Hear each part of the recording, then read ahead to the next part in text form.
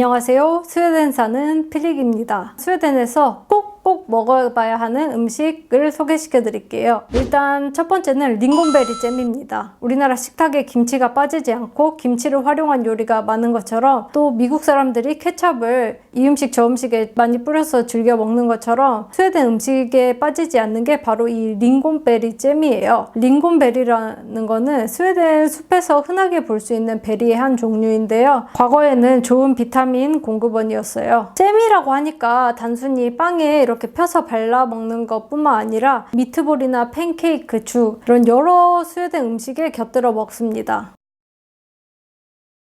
스웨덴에는 특정 음식을 위한 날이 있어요. 어떤 음식을 위한 날이 있을 정도라니 스웨덴 사람들이 이 음식을 얼마나 사랑하는지 아실 수 있겠죠? 일단 첫 번째는 사순절이 되기 전 화요일 2월 정도 되는데요. 셈라라는 빵을 먹고요. 이 셈라를 먹는 날은 뚱뚱한 화요일이라고 해서 페티스 다겐이라고도 불려요. 기독교 전통 중 하나인데 사순절에는 금식을 하잖아요. 그 금식 전에 마음껏 기름진 걸 실컷 먹자 해서 이렇게 크림이 잔뜩 들어간 셈라라는 빵을 먹고요. 3월 25일에는 와플데이,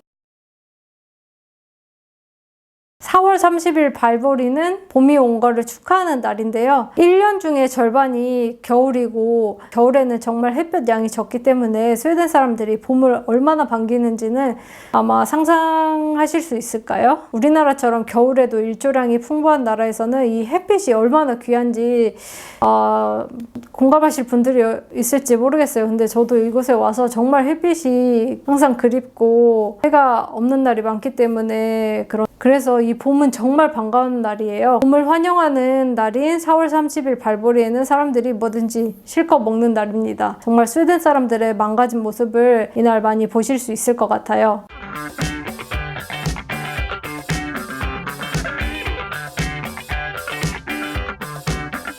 6월 19일과 25일 사이에 하는 하지 축제 미드썸머에서는 수르스트레밍을 먹는 전통이 있는데, 이 수르스트레밍이 못 먹는 스웨덴 사람들도 정말 많을 정도로 냄새랑 악취가 너무 심한 음식이기 때문에 거의 어른들만 이 수르스트레밍을 먹는다고 보시면 되고요. 8월 초에는 가제 파티를 하는 크라프츠스키바라는 게 있습니다. 북유럽에 인기가 많은 허브가 있는데요. 바로 딜이라는 거예요. 딜이라는 이 허브를 첨가한 감자칩도 있을 정도로, 기회가 되시면 스웨덴 오셨을 때 이 딜을 한번 먹어보시면 맛이랑 향이 참 특이한데요. 딜을 가재에 뿌려가지고 삶은 가재를 친구들이랑 먹는 날이 8월 초 가재 파티고요. 12월 13일에는 루시아 데이예요. 이것도 기독교 전통 중에 하나인데, 이날 사람들은 루시아 번이라고 하는 사프란이란 노란 향료를 넣은 빵을 만들어서 먹습니다.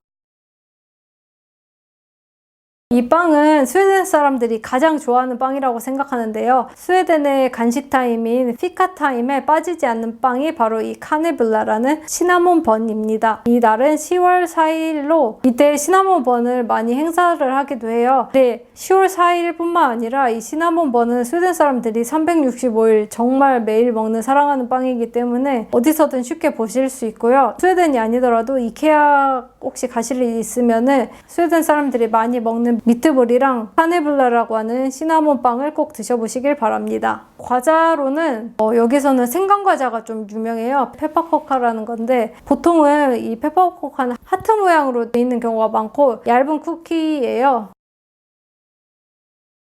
크리스마스쯤에 스웨덴을 오시면은 글럭이라는 따뜻한 와인을 드셔보시길 바랍니다. 프랑스에서는 뱅쇼라고 하고요. 스웨덴 버전의 따뜻한 와인인 글럭은 다른 프랑스나 독일에 비해서 일단 시나몬 향이 엄청 강하고요. 조금 더 달아요. 단 음식이 많은 것 같아요. 우리나라의 한 3배 정도는 달고요. 그리고 스웨덴 사람들은 시나몬을 정말 사랑하기 때문에 글럭에도 시나몬을 엄청 많이 넣습니다. 그리고 또 크리스마스쯤에 오시면은 크리스마스 뷔페라는 걸 드셔보시면 좋아요. 바로 율보드라는 건데 스웨덴의 명절 음식이라고 할 수 있죠. 이게 레스토랑 같은 데서 드시면은 거의 막 5, 6만 원 할 거예요. 그래서 저의 대안은 이케아 식당에서 율보드를 하거든요. 그 율보드는 한 끼에 한 15,000원에서 2만 원이 안 넘는 가격이기 때문에 일반 레스토랑 가시지 마시고 크리스마스 전에 11월이나 12월 정도에 스웨덴 방문하실 계획이라면 이케아에서 율보드 한번 한번 드셔보시기를 추천드립니다. 또 스웨덴에는 특이한 고기가 있죠. 바로 사슴고기와 무스고기가 있어요. 스웨덴의 숲에서는 무스와 레인디어들이 많기 때문에 이 고기들을 잡아서 사냥한 사슴고기랑 무스고기 한번 드셔보시길 추천드리고요. 제가 핀란드를 가니까 곰고기도 팔더라고요. 아무래도 러시아가 이제 흑곰의 나라잖아요. 근데 핀란드는 러시아랑 바로 붙어있기 때문에 숲에 곰이 좀 있나봐요. 그래서 또 스웨덴 사람들은 목요일이 되면은 콩스프랑 팬케이크를 먹어요. 북유럽은 기독교 문화이기 때문에 금요일에 금식을 하는 그런 전통이 있었대요. 그래서 금요일에 금식하기 전에 충분한 영양분을 먹기 위해서 돼지고기가 들어간 콩스프를 목요일마다 먹는 전통이 있고, 스웨덴 식당에서 목요일에 많이 파는 메뉴라고 해요. 디저트로는 또 공주님 케이크라는 게 있는데요. 스웨덴 마트나 베이커리를 가시면은 진열대에 꼭 있는 게 있어요. 바로 공주님 케이크라는 이 초록색 바탕 위에 장미가 얹혀져 있는 케이크인데요. 네, 또 스웨덴에는 특별한 우유가 있는데요. 우유를 발효시킨 게 요거트잖아요. 근데 요거트만큼 완전히 발효시키지 않은 그런 중간에 애매한 우유가 있는데, 사워 밀크, 좀 신맛이 나는 우유인 필밀크라는 게 있고요. 그리고 스웨덴 사람들이 자주 먹는 주식 빵이 있는데요. 빵이 특이하게 이제 깨낙 브레드라고 해가지고 엄청 얇고 딱딱한 빵이에요. 아무래도 스웨덴은 겨울이 엄청 길고 한번 수확을 하면은 오랫동안 보관할 수 있는 게 중요하잖아요. 그래서 수분 함량을 엄청 줄여서 거의 과자처럼 만든 빵이 있어요. 깨낙 브레드라는 거 한번 드셔보시고, 또 튜브 치즈가 많잖아요. 이 깨낙 브레드에 튜브 치즈 한번 뿌려서 드셔보시는 것도 별미일 것 같습니다.